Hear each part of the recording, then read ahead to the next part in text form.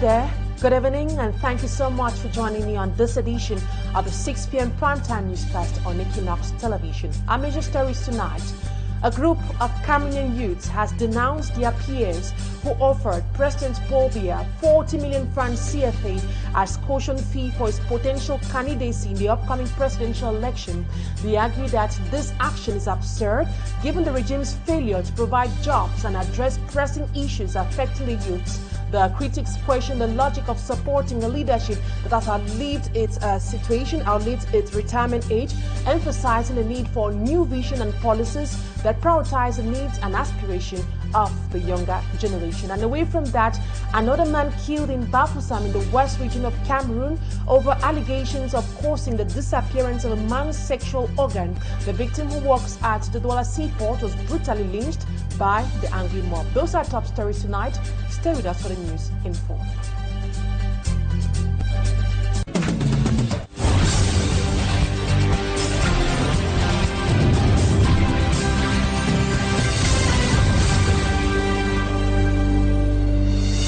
If you're just joining us, then know you're watching the 6 p.m. primetime newscast on Equinoxe television. And for presentation, I am Immaculate Fogwe. The far north region of Cameroon, particularly Pété in the Diamare division, is facing significant challenges due to abandoned development projects and heightened insecurity. Residents are expressing feelings of neglect and dismay, prompting their local development committee to seek government assistance. We have greater details with Eselu Siliengu.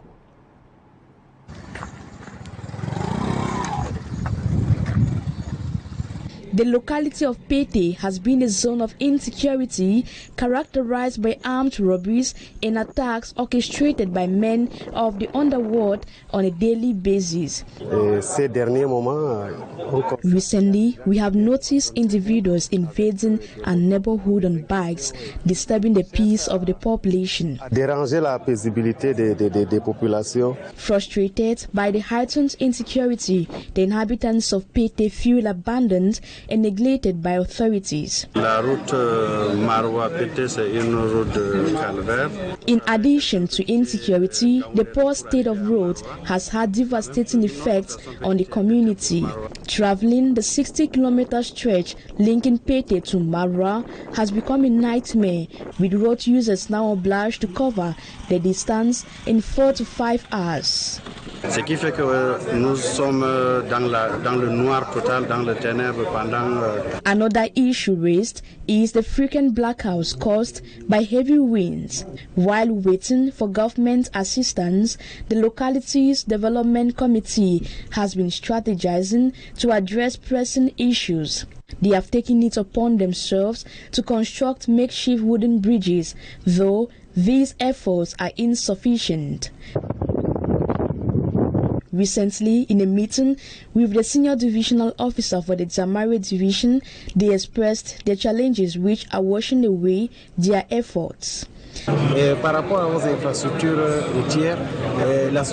Regarding road infrastructure, the association met with the regional council to present their plea, and a contract was granted. However, the company in charge has not been productive. The SDO of the Diamare division, Jean-Marc Ekwabaga, urged the population to support the initiative. Mais comme vous le savez, le développement ne va pas se faire seulement avec ce que le chef de l'État envoie. Chacun doit mettre la main dans la pâte. There is hope that the plights of the people of Pété will soon be a thing of the past. We'll leave the far north region to the west region of Cameroon, precisely in Bafusam, where a man was lynched to death over allegations of causing the disappearance of another man's sexual organ. The victim, a father of 5, was brutally attacked by a mob while shopping at the central market, as Siricha Kutio tells us. A father of 5 children was beaten to death in a market in Bafusam, west region of the country, following false accusations of mystical sex organ theft. The civil servant had parked his vehicle near the market before moving to a one-stop shop. It was then he was accused by people claiming he had committed a mystical theft. The crowd quickly became angry and beat him with sticks and bladed weapons. Almost left for dead, he was rescued by police officers who took him to the nearest hospital after getting some information from him.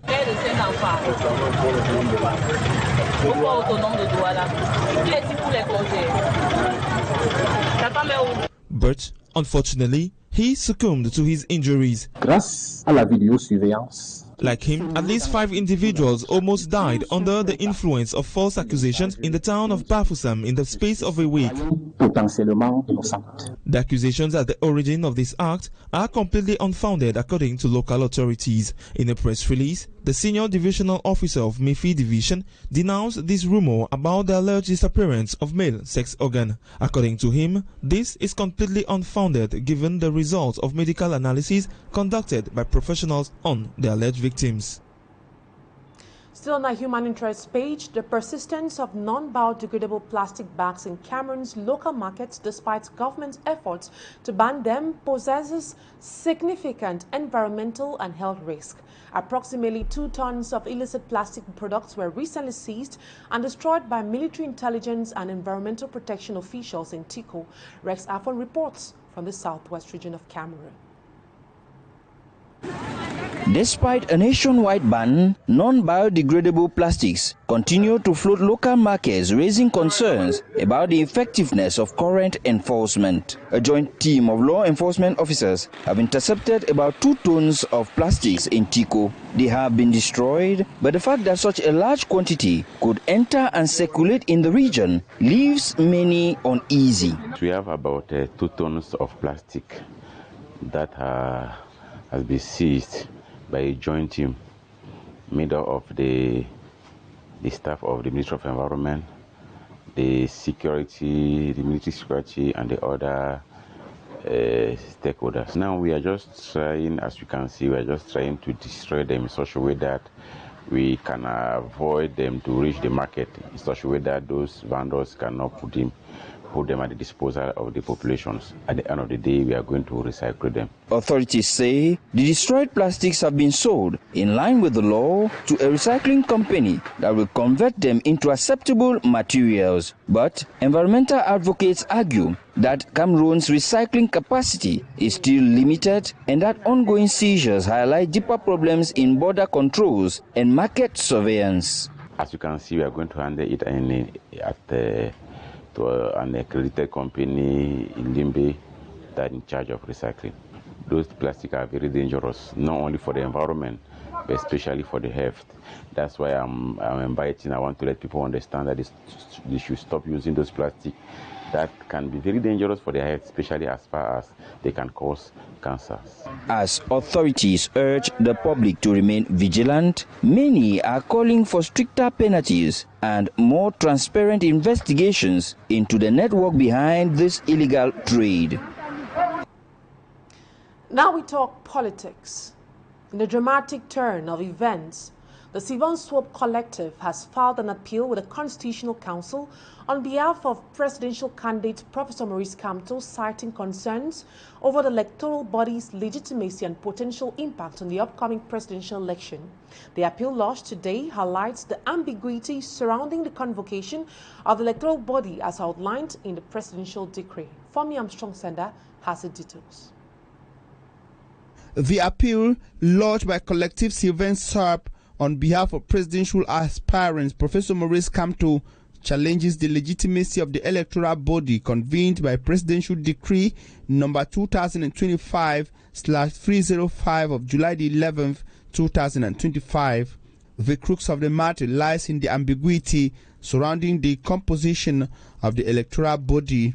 According to the collective, the decree's wordings leaves room for interpretations, making it unclear whether the convened electoral body consists of registered voters or votes resulting from a contradictory control and cleaning process yet to be undertaken.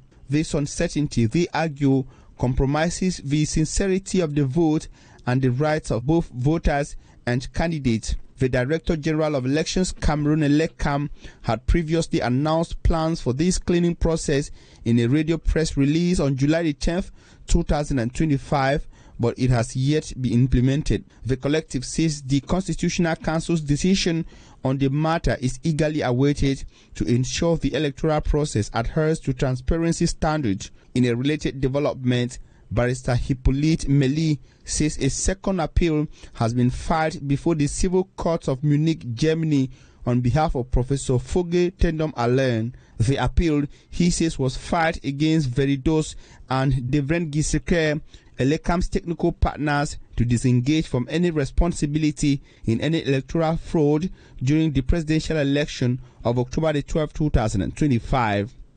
Among other requests, the collective demands that the National Electoral List be published on their website. They accuse the aforementioned Elecam partners of refusing to make public the National Electoral List, thereby violating electoral laws and transparency rules, undermining constitutionally protected fundamental rights of voters in Cameroon.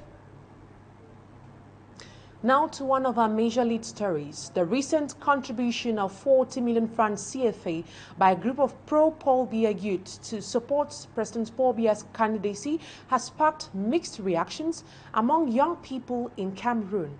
While some youths see this gesture as a show of support for the president, others express skepticism and frustration. Mala Glory tells us more. A group of pro-Biya youths from all the 10 regions of the country reportedly raised at least 40 million CFA francs in support of President Paul Biya's candidacy. The symbolic financial gesture was officially handed over on Monday to the Minister and Secretary of State, Ferdinand Gongo, indicating renewed support for the long-serving leader ahead of the 2025 elections. Nous avons récolté un montant de 40 millions. But while the move was lauded by its organizers as a show of loyalty and commitment, it has drawn sharp criticism from many young Cameroonians, particularly in urban centers like Douala, where unemployment and economic hardship remain deeply felt. In the bustling neighborhoods of Douala, reality paints a different picture. A cross-section of youths, including internally displaced persons, voice their disappointment. I don't really see why I'm going to take a little money that I'm working to say I want to help the president of Cameroon to win for the elections of. It encourages criminality, said a young university graduate turned bike rider. How can an unemployed youth even think of raising such a sum when many of us can't afford daily meals or basic health care? Several of these young people, some now street hawkers, lament the crippling unemployment that has forced them into informal and unstable jobs. For them, the financial contribution towards a political candidacy feels not just irresponsible, but unacceptable.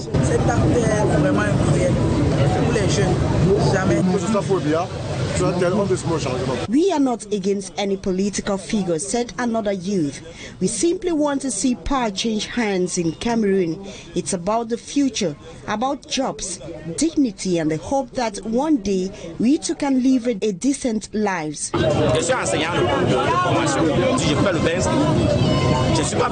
As the political landscape heats up in anticipation of the next presidential race, the voices of Cameroonian youths from bike riders to graduates serve as a stark reminder that nation building must go beyond symbolism to truly address the needs of its people. And still in politics, Jean-Pierre Bikolo and Calix Biala, two prominent social critics in Cameroon, have urged citizens to focus on the upcoming presidential election and vote for a leader who can address the country's precarity. They find it ironic that members of the current regime criticize the use of social media by political parties, yet they themselves are now utilizing these same platforms, as Annabella tells us. The award-winning African filmmaker Jean-Pierre Bikolo analyzes the political atmosphere of Cameroon at the moment.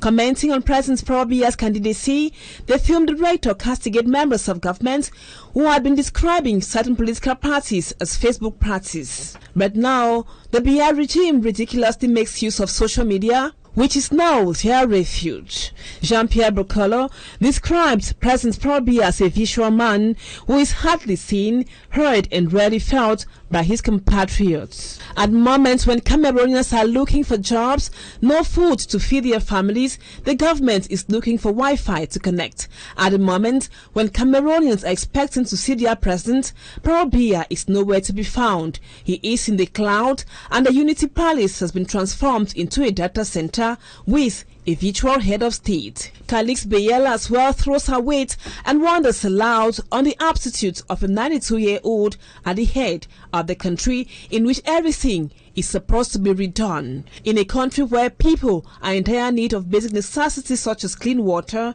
food and even social justice, yet taken hostage by old people of above 90.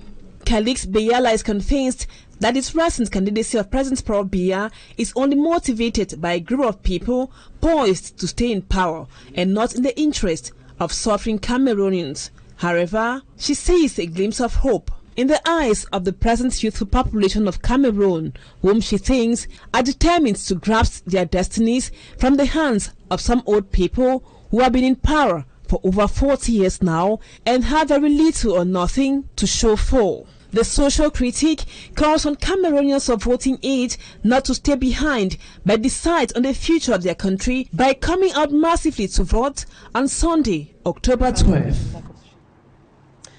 Coming up next is Cameroon Today. Stay with us.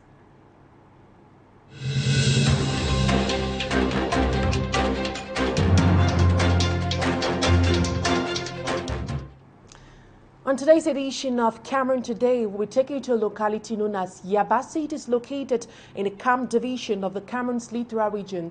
This part, which is known as the economic breadbasket of the Cam division, is facing significant challenges due to a lack of social amenities.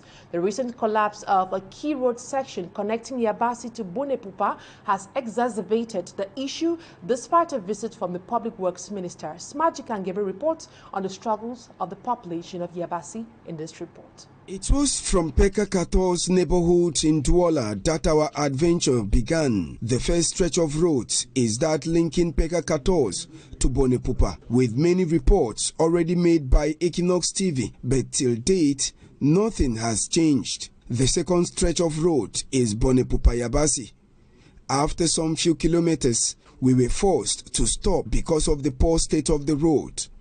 A year back, the minister was here to give words about the imminent start of work. A commercial motorbike rider on this stretch of road says it is hell passing here. Vous allez voir que tant bien que mal, après le passage du ministre, on a eu à mettre... After the minister came here, some signal boards were erected. But sadly enough, many of these signal boards have fallen into the hill, which indicates that erosion is still on. At night, when heavy-duty trucks pass on this stretch, it vibrates. The fear is high. Il y a des camions, des grumiers qui passent. Quand vous êtes ici sur place, là, ça vibre. Donc vraiment, la crainte est vraiment grande. At the Yabassi ceremonial ground, we struggled to get an answer from the top administrator who was presiding at the International Labour Day.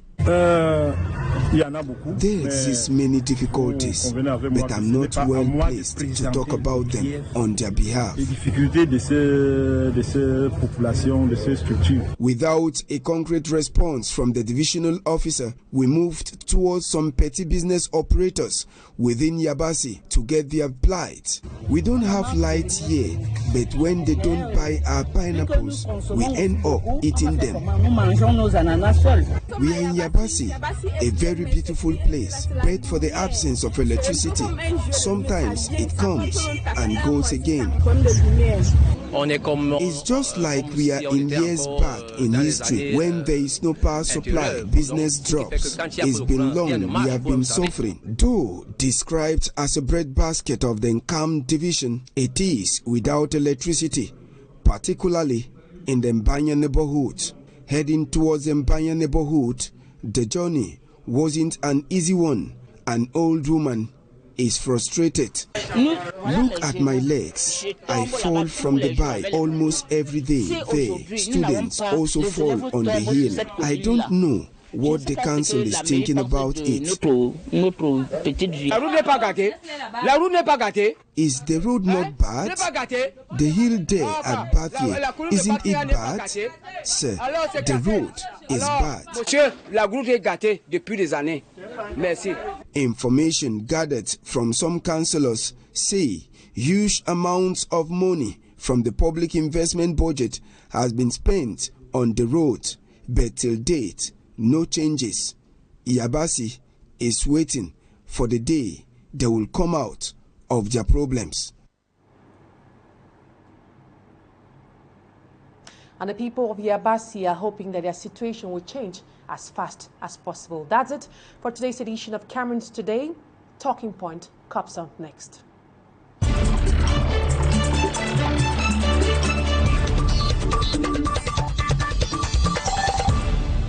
My guest tonight is CHU Dickson. He is a political analyst who equally doubles as an environmental engineer. Good evening. It's a pleasure to have you on Talking Point tonight. Good evening to you, Immaculate, and our televiewers who are tuned in from far and wide within the national territory. It's a rare privilege for me to honor this invitation to come and share ideas and also my voice with respect to the landscape, political landscape of Cameroon as at now. Thank you for having me, Immaculate. CHU Dickson, President Paul Biya says he will be a candidate in the October 12th presidential elections. Do you see a possibility of him winning this election again? I think even when we are watching football, when they are doing prognostic, there's what we call odds for those who do betting. They do what we call match projection to know who can win and who cannot win based on the previous performances of the team. Now, putting it in context of the political landscape of Cameroon, I think, to be realistic, I don't see President Paul Biya to stand in this election to lose. The reason I say so is firstly because of centralized electoral authority, something which is very visible in Cameroon.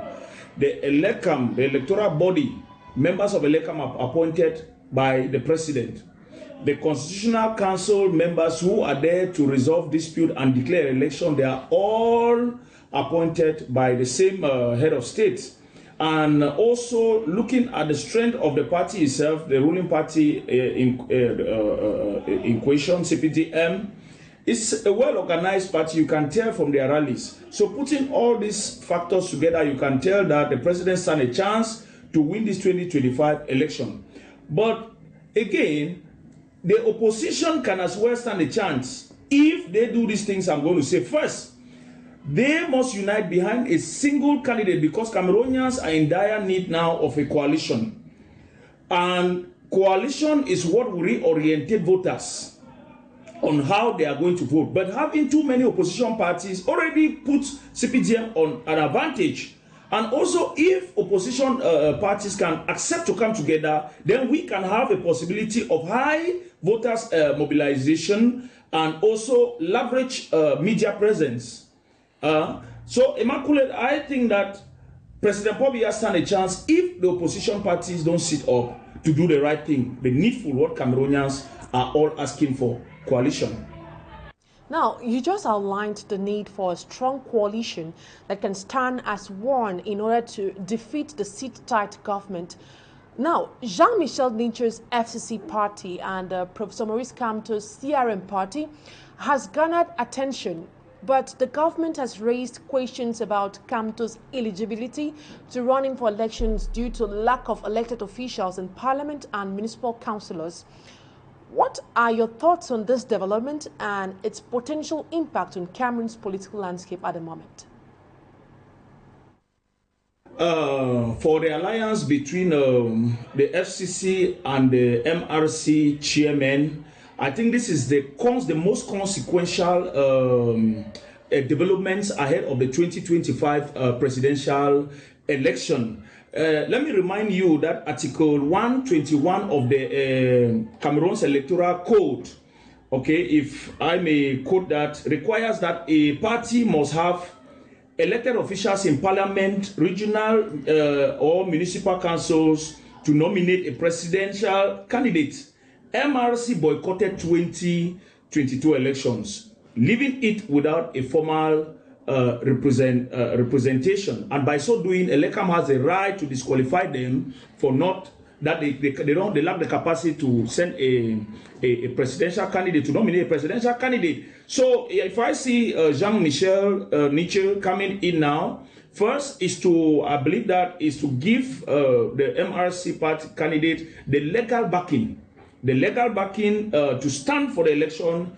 And also it's a strength because it's a coalition that symbolizes the mobilization of us, and also it's a force because it's going to push back government's position as to questioning Professor Kamto's legitimacy to run for the presidential election. And potential impact that this is having, like I say, is opposition momentum. It improves opposition momentum, and I'm a 100 support. I pray that other opposition parties can gravitate together and have the possibility, why not, conduct election to have a candidate, an opposition candidate, not the numerous parties that we have, Immaculate. Still in line with that, a former Minister of Employment and Vocational Training, CHU Bakari, President of the National Salvation Front Party, and Minister Bello Buba Magari of Tourism and Leisure, President of the National Union for Democracy and Progress, NTB Party, dumped their party's alliance and declared their candidacy for the upcoming presidential elections. What message does this convey at the moment? The withdrawal of Minister Isa Churuma and Bello Buba Maigari, we can, from the alliance that they have with the ruling party, we can view it from two standpoints. First, the advantage that move has on the opposition, and secondly, the weakness the move has on their person. The first advantage the move they made is having on opposition is that it signals a break in the current status quo, meaning there is already a problem with friends who have been dining for a very long time. And I think it's a sign that the opposition may stand a chance, and also reclaims their political identity. That's another positive point, and this can serve as a catalyst for a broader coalition. But now there's a limitation because Cameroonians as well, they have distrust in these two political figures in the political landscape, for reason being that they have historical contradictions, they are viewed as political opportunists, and the people perceive them as accomplices. They have been complicit with the ruling system. And secondly, why now? Why now? Is it now they are discovering that the system has not been moving? These are the questions that Cameroonians are asking. So we can view it from these two standpoints. It's a positive thing to the opposition as well as a negative thing to their political image. As you rightly said, why now? And another question many are asking is, how crucial are the alliances among opposition parties now in challenging the long-standing regime in Cameroon, and what benefits can they bring to the electoral process at the moment? Could there be a change? Immaculate, an experienced player has a track record. I said that in the first question that was asked. CPDM is a machinery.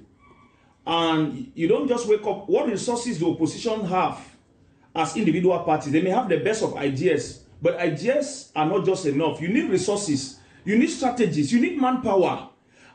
Coalition is very essential at this time. If the opposition parties want Cameroonians to take them serious, they should drop all their egos and see coalition as the only way out to challenge the existing system. Without genuine, well-structured coalition, I don't see possibility. So, Immaculate, coalition has one of the greatest possibility for the opposition to stand a chance head on with the ruling party, which I said, as it stands, the odds favor them. I will say it as it is, because even opposition parties, not all of them can tell us the number of polling stations that we have in Cameroon, and not knowing the number based on Elekam's declaration, but knowing the numbers because they know the polling stations. And if you don't know all the polling stations in Cameroon, how can you send representatives there to protect your vote? That is where alliance come in. Opposition parties should come together, put resources together, and send representatives in all the corners, all the polling stations of the national territory. So if the result comes out that CPDM has won, we all will sleep and rest and will be happy with the result that the Cameroonian people have decided. CHU Dickson, political analyst and environmental engineer, thank you so much for your time. That's what put a cap to today's edition of the 6 p.m. primetime newscast on Equinoxe Television. Thank you, ladies and gentlemen, for always staying with us. See you tomorrow, same time, God willing. Bye-bye for now.